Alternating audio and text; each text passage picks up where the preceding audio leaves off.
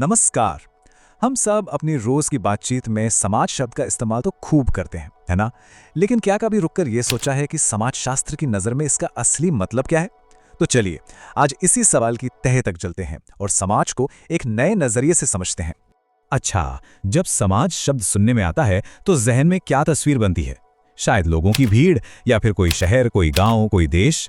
देखिए, ज्यादातर लोगों के लिए इसका मतलब यही होता है, पर समाज शास्त्र की दुनिया में इसकी कहानी थोड़ी अलग है। जी हाँ, समाज शास्त्र के हिसाब से समाज का मतलब सिर्फ इंसानों का इकट्ठा होना नहीं है। ये उससे कहीं ज्यादा गहरा, और सच कहूं तो कहीं ज्यादा दिलचस्प है। आइए इस गुत्थी को सुलझाते हैं। आज की इस पूरी चर्चा में हम 5 पड़ावों से गुजरेंगे। पहले तो ये जानेंगे कि समाज सिर्फ लोगों का झुंड क्यों नहीं है। फिर इसके असली मतलब को समझेंगे, देखेंगे कि ये बनता कैसे है, इसकी खासियतें क्या हैं, और हाँ, आखिर में ये भी समझेंगे कि ये राज्य से अलग कैसे है। तो चलिए शुरू करते हैं सबसे आम गलतफहमी से। क्या समाज वाकई में सिर्फ कुछ लोगों का एक झुंड है? समाज शास्त्र इसका जवाब साफ साफ नहीं में देता है। सोचिए, एक बस स्टॉप पर खड़े अनजान लोग, वो एक समूह तो हैं, पर समाज नहीं है। समाज का मतलब इससे कहीं ज्यादा है। तो फिर सवाल वही है कि आखिर ये है क्या? तो आइए अब पर्दा उठाते हैं समाज के असली मतलब से, जो इस पूरी चर्चा का दिल है। देखे, मशहूर समाजशास्त्री मैकाइवर और पेज ने इसे कितने शानदार तरीके से बताया है। उन्होंने कहा, समाज सामाजिक संबंधों का जाल है, लोगों का नहीं, बल्कि उन लोगों के बीच जो रिश्ते हैं उनका जाल। ये जो जाल शब्द है ना, सारा खेल इसी का है। जैसे मकड़ी का जाला अनगिनत धागों से बनता है, ठीक वैसे ही हमारा समाज भी रिश्तों के अनगिनत धागों से बुना हुआ है।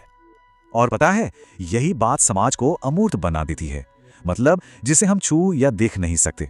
आप दोस्ती, दुश्मनी, परिवार या किसी भी रिश्ते को देख सकते हैं क्या? नहीं ना, हम उन्हें सिर्फ महसूस कर सकते हैं। और क्योंकि समाज इन्हीं रिश्तों से बना है, इसलिए समाज भी अमूर्त है।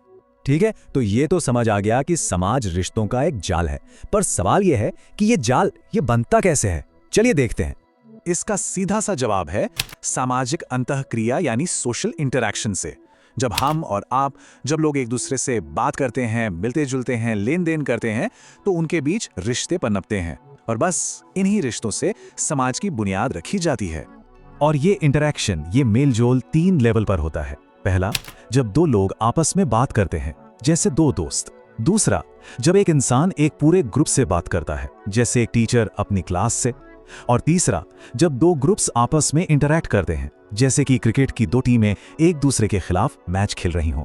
इन्हीं सब से वो रिश्तों का जाल और भी घना और मजबूत होता जाता है। तो अब जब हम ये समझ चुके हैं कि समाज क्या है और कैसे बनता है, तो चलिए अब इसकी कुछ खासियतों पर नजर डालते हैं। समाज की सबसे पहली और सबसे बड़ी सच्चाई है पारस्परिक निर्भरता। हम में से कोई भी अकेले अपनी सारी जरूरतें पूरी नहीं कर सकता।